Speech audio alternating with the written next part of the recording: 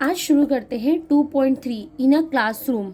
Navneet workbook का 2.3 का जो भी टर्म है वो आज हम करने वाले हैं। यहाँ पे देखो, यहाँ पे 2.3 में टेक्स्ट बुक में कुछ भी इंफॉर्मेशन नहीं दिया गया था, बस एक चैप्टर दिया गया है जिसमें एक डिस्कशन दिया गया है राज और नीमा के बीच में।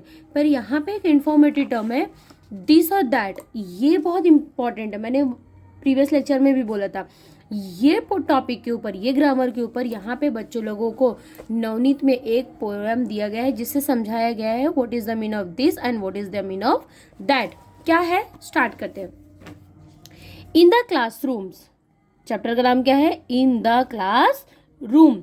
लुक, लिसन एंड स्पीक, देखो, सुनो और बोलो। टीचर्स के लिए इंफॉर्मेशन है या टीचर्स के लिए इंस्ट्रक्शंस है। द टीचर्स कॉल पेयर्स, बच्चों को पेयर में बुलाएगी, of a student to read out the conversation. जो ये चैप्टर के कन्वर्सेशंस है, दो दो करके, एक को राज बनाना है और एक को क्या बनाना है, नीमा करके बुलाना है और उनसे ये चैप्टर रीडिंग करवाना है। More questions using words who and what can be added, बच्चों से और भी वर्ड्स पूछना है। कौन से वर्ड्स को यूज करके? हु एंड व्हाट वर्ड्स का यूज करते हुए, कि क्या है, कैसे है करके उनसे क्या करना है, पूछना है। Next, for example a student can point to a bench, अगर कोई बच्चा बेंच की ओर फिंगर करता है, and ask what is this, अगर वो बेंच के साइड फिंगर करके पूछता है अपने पेयर के साथ कि व्हाट इज दिस, तो जो उसका पेयर रहेगा वो आंसर करेगा कि this is a bench, this is a bench. ऐसे करके क्लासरूम में जितनी भी चीजें होती हैं बच्चों को एक एक करके पेयर में बुलाना है और उनसे क्या करना है, ये एक्टिविटी करा के लेनी है। इससे बच्चों को बहुत अच्छे से दिस और दैट की इंफॉर्मेशन समझ जाएगी। Listen the poem first and then read it loud, पहले पोएम सुनो और जोर से बोलो। अब पोएम रिगार्डिंग किसके बारे में है? ये पोएम रिगार्डिंग है दिस और दैट के बारे में। किससे रिलेट करता है? दिस और that.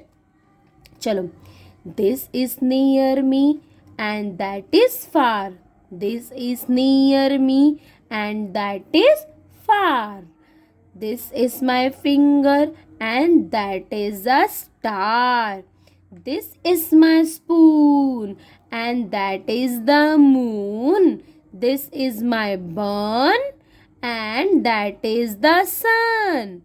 When something is near we say this, when something is far we point out that, हम क्या point out करते हैं? that। चलो मीनिंग देखते हैं।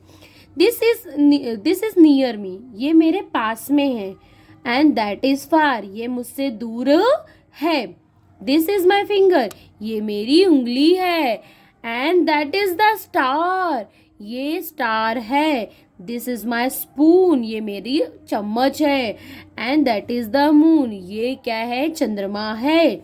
दिस इज माई बर्न, ये मेरा बन पाव है, एंड दैट इज द सन, ये क्या है, सन है। यहाँ पे मीनिंग बता रहा है, ये इंपॉर्टेंट है। वेन समथिंग इज नियर, अगर कोई चीज आपके पास में है और उसको बतानी है तो आपको दिस वर्ड यूज करना है। अगर कोई चीज, वेन समथिंग इज फार, अगर कोई चीज आपसे दूर है और उसे एक्सप्लेन करना है तो आपको किसका यूज करना पड़ेगा? दैट वर्ड का। किसका यूज करना पड़ेगा?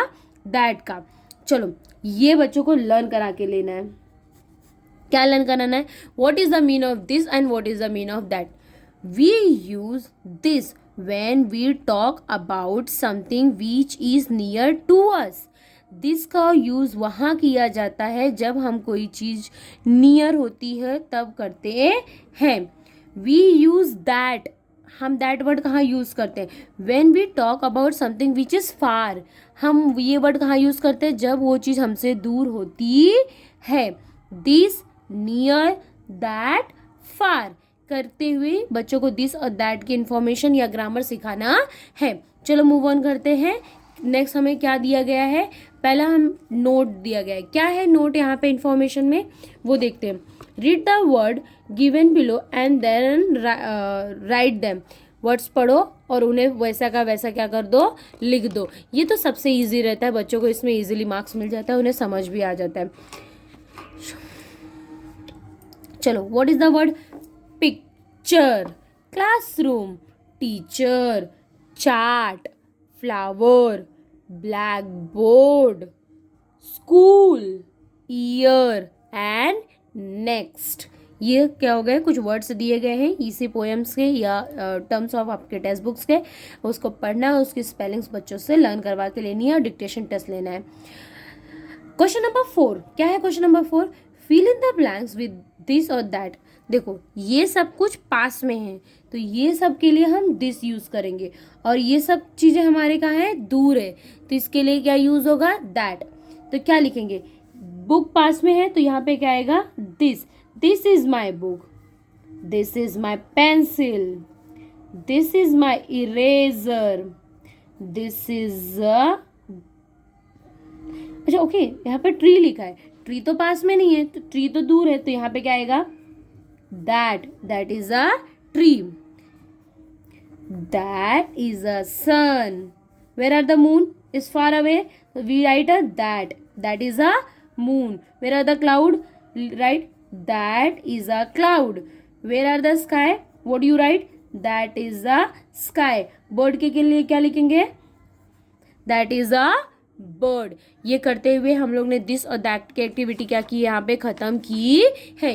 ये चैप्टर का लास्ट जो क्वेश्चन है वर्कबुक का नवनीत के, वो देखते क्या है। Some smaller words are playing hide and seek. कुछ वर्ड्स जो होते हैं वो गेम खेल रहे हैं, और कुछ वर्ड्स दिए गए उसमें से आपको मिनी वर्ड्स निकालने हैं। अब ये मीनिंग वर्ड्स क्या, स्मॉल वर्ड्स क्या है, जैसे कैमल में कैम और एम है, वैसे क्लासरूम में क्या आएगा, तो क्लासरूम में पहला वर्ड आएगा क्लास और दूसरा वर्ड आएगा रूम। ठीक है, सबसे इजी है। फ्लावर में क्या आएगा, पहला होगा फ्लो और दूसरा होगा लो, LOW, लो। नेक्स्ट कप बोर्ड में कप और BOARD, बोर्ड, कप बोर्ड। इस तरीके से हमने नवनीत की क्या की है, बुक खत्म की है। ये जो पोएम रहेगा ये आपको शॉर्ट्स में भी अवेलेबल हो जाएगा, जिससे आप बच्चों को ये पढ़ा सकते हैं, दिस और दैट की इन्फॉर्मेशन दे सकते हैं। Thank you for watching this channel.